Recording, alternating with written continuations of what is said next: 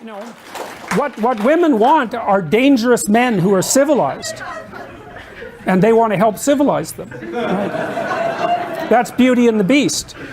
So, you know, I'll tell you a funny story, and only engineers could have come up with this, because they're the only ones that have the unparalleled blindness to social convention that would allow them to discover it. So the Google engineers, I like engineers by the way, because they're very straightforward. The Google engineers wrote a book a while back called A Billion Wicked Thoughts, which was a study of internet searches, billions of them, literally.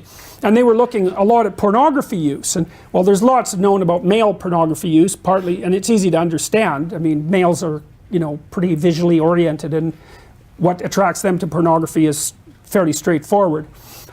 You can tell that if you look at graffiti in a men's washroom, you know, it's like 2 circles and a triangle, and the men are absolutely transfixed by it.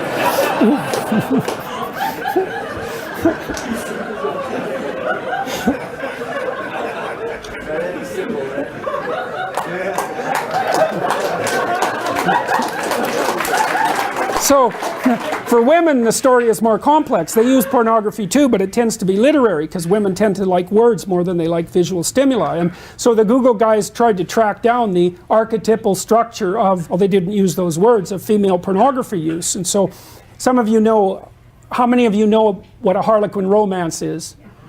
Okay, good. So those are archetypal stories, right? That's the taming of the wild man, essentially, by the desirable and virginal woman. And if you think women don't want that, then you better bloody well come up with an explanation for 50 Shades of Grey, right? Which is the most rapid-selling novel in human history, and emerged at exactly the same time that all of this noise about the absence of gender roles is being produced, you know, en masse. It's like perfect female fantasy. It's exactly archetypally correct. It's Beauty and the Beast.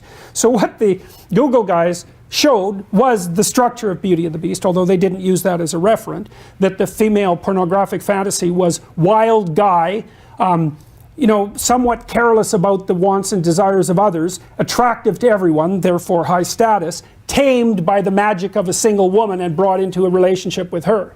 Okay, so, but here's the comical part. This just made me laugh, man. It was like, what were the 5 categories of most desirable male entity used most broadly in female pornography? Oh, it's so embarrassing. Women, you have to cover your head while I say this. Vampire, werewolf, billionaire, surgeon, and pirate.